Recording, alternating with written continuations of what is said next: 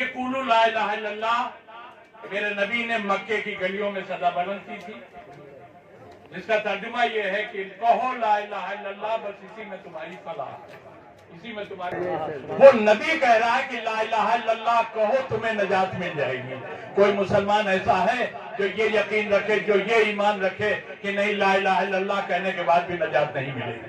ارے بھائی نبی کہہ رہا، نبی صادق کہہ رہا، تو نجات نہ ملنے کا تو کوئی سوال ہی نہیں۔ اب چلیے مان لیجئے کسی نے نبی کی آواز پر لبیک کہی اور لا الہ الا اللہ کہا اور مر گیا، بتائیے یہ جنت میں جائے گا کہ نہیں جائے گا؟ جائے گا۔ لیکن اگر کوئی لا الہ الا اللہ کہنے کے بعد اتنے دن اور زندہ رہ جائے کہ نبی کہے کہ اب نماز بھی پڑھنا واجب ہے، اب خالی کلمہ پڑھ کے جنت ملے گی؟ نہیں ملے گی۔ اب کلمہ بھی پڑھیے، نماز بھی پڑھیے، تبھی جنت ملے گی۔ اچھا اتنے بڑے مجمع میں کوئی صاحب ایسے ہیں جو مجھے یہ بتا سکے کہ بغیر نماز پڑھے جنت جا سکتا ہے؟ نہیں جا سکتا۔ میرے پاس ہے راستہ۔ حکم نماز آنے سے پہلے جو مر جائے اسے نماز نہیں پڑھنا پڑے گی، جنت مل جائے گی۔ جنت جانے کا حکم دیکھیں جیسے جیسے وقت گزرتا جا رہا ہے جنت کی قیمت بڑھتی چلی جا رہی ہے۔ اب کلمہ بھی پڑھو، نماز بھی پڑھو، روزہ بھی رکھو، حج بھی کرو، تب ملے گی جنت۔ اچھا کہنے سے پہلے مر جائے۔ اب میں بغض علی رکھنے والوں سے ایک ہی بات کہتا ہوں، اگر علی کو مولا مانے بغیر جنت چاہیے ہے تو خبیر سے پہلے اعلان ولایت علی ہونے کے بعد علی کو مولا مانے بغیر جنت نہیں۔ تو اگر علی کو یہ اضافی شرم ملا ہے تو دوسروں کو کیوں نہیں ملا؟ اسی لیے میں کہتا ہوں کعبے میں علی کا پیدا ہونا علی کے لیے شرم نہیں ہے، یہ کعبے کا شرم ہے۔ یہ دیوار بیچ سے پھٹے اور جو ادھر کا حصہ وہ ادھر کھسکنے لگے، ادھر کا حصہ ادھر کھسکنے لگے، کتنے لوگ یہاں بیٹھے رہیں گے؟ بھاگ جائیں گے۔ حالانکہ آپ مرد ہیں، لفظ مرد بہادر کے لیے بولا جاتا ہے۔ آپ سب مرد ہیں، اگر دیوار بیچوں بیچ سے پھٹ جائے اور صرف پھٹے ہی نہیں، ادھر کا حصہ دیوار کا ادھر کھسکنے لگے، ادھر کا حصہ ادھر کھسکنے لگے۔ فاطمہ بنت اسد اپنے بیت الشرف سے چلی، کعبے کے پاس آئی، کعبے کے پردے کو تھام کے آپ نے آواز دی، میرے مالک میں تجھ پر ایمان لائی، تیری بھیجی ہوئی کتاب پر ایمان لائی، تیرے بھیجے ہوئے نبی پر ایمان لائی۔ اے میرے مالک تجھے واسطہ ہے میرے اس مولود کا، میری مشکل آسان کر دے۔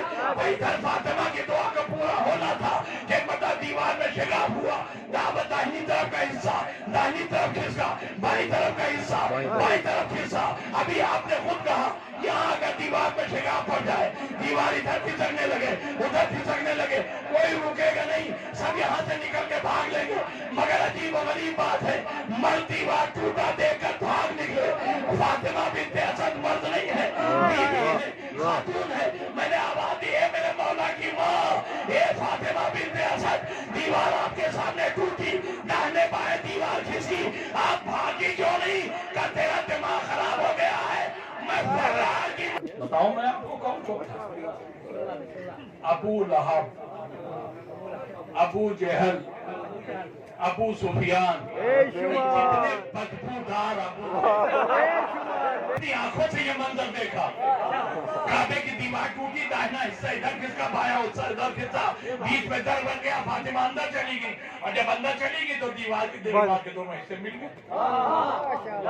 اب ان سب کو یہ پریشانی ہو گئی کہ اللہ یہ کیا ہو گیا، اور اب فاطمہ بنت اسد گئی تو پھر دیوار جڑ گئی تو بس جڑی ہوئی ہے۔ انہوں نے کہا کعبے کی چابی لے کے رہو، ہم کھول کے اندر جا کے دیکھیں گے یہ ہوا کیا۔ میرے دوستو جس چابی سے روز کعبے کا دروازہ کھولتا تھا، جس چابی سے روز تالا کھولا جاتا تھا، وہی چابی لگا لگا کے لوگ پریشان ہو گئے۔ نہیں تالا کھلنا تھا، نہیں کھلنا تھا، نہیں کھلا۔ میں ایک جملہ کہوں، ارے جب اللہ تالا نہیں چاہتا،